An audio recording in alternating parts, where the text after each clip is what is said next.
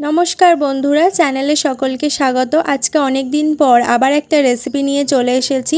আজকের রেসিপিটা ভীষণই হেলদি। এমনিতে আমি থোড় খেতে খুব একটা পছন্দ করি না, কিন্তু এইভাবে মা বানালে ভালোই লাগে খেতে। এই রেসিপিটা বানানোর জন্য প্রথমেই থোড়গুলো কুচি করে কেটে তারপর নুন মাখিয়ে রেখে দিতে হবে।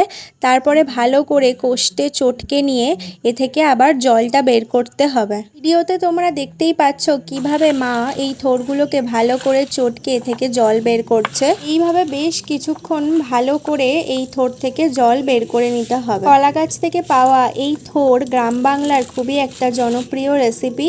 তোমরা অবশ্যই একবার ট্রাই করে দেখো। কড়াইতে তেল দিয়ে ছোট বড়িগুলোকে ভালো করে ভেজে তুলে রাখতে হবে। তারপরে গোটা শুকনো লঙ্কা ও 5 ফোড়ন দিয়ে একটু নেড়ে চেড়ে নিয়ে তারপরেই আগে থেকে কেটে রাখা আলু ও ডুমুর দিয়ে ভালো করে নাড়াচাড়া করতে হবে। আলুগুলো একটু ভাজা ভাজা হয়ে এলেই তারপর তাতে অ্যাড করতে হবে 1 চামচ জিরে গুঁড়ো ও 1 চামচ ধনে গুঁড়ো। এই মশলাগুলো আবার ভালো করে মিশিয়ে নিয়ে তাতে 1.5 চামচ মতো হলুদ গুঁড়ো অ্যাড করা হয়েছে।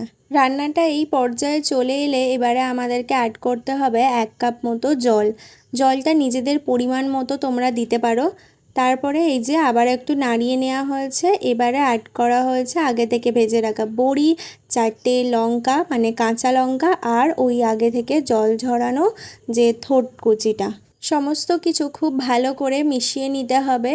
ভালো করে মিশিয়ে নেওয়া হয়ে গেলে তারপরে আমরা এখানে অ্যাড করব 1 চামচ মতো নুন আর 1 চামচ মতো, 1 চামচ না ওই হাফ চামচ বা অল্প একটু চিনি। চিনিটা অপশনাল, তোমরা নাও দিতে পারো, তবু টেস্টের জন্য একটুখানি চিনি দেওয়া হয়েছে এখানে। এরপর ঢাকনা দিয়ে যতক্ষণ না জলটা একদম শুকিয়ে যাচ্ছে ততক্ষণ ফুটতে দিতে হবে। এই ডুমুরও কিন্তু স্বাস্থ্যের জন্য বেশ উপকারী, কিন্তু ডুমুর কাটলে হাতে কালচে দাগ পড়ে, তাই অনেকেই কাটতে চায় না। কিন্তু ডুমুর কাটার আগে তোমরা হাতে অল্প তেল লাগিয়ে নিও, অথবা কিছু একটা প্লাস্টিক বা কিছু হাতে পরে নিয়ে তোমরা ডুমুর কাটতে পারো। ও হ্যাঁ, শুকনো লঙ্কা আর 5 ফোড়নের সাথে আমি তেজপাতা অ্যাড করেছিলাম, সেটা আমি বলতে ভুলে গিয়েছিলাম। আর এই দেখো আমাদের রেসিপি একদম রেডি। গরম গরম ভাতের সাথে তোমরা এটা একবার ট্রাই করো আর জানিও কেমন লাগলো আজকের রেসিপিটা। দেখা হচ্ছে পরের ভিডিওতে। ভালো লাগলে অবশ্যই সাবস্ক্রাইব করো, শেয়ার করো আর আমাকে কমেন্ট করো। বাই।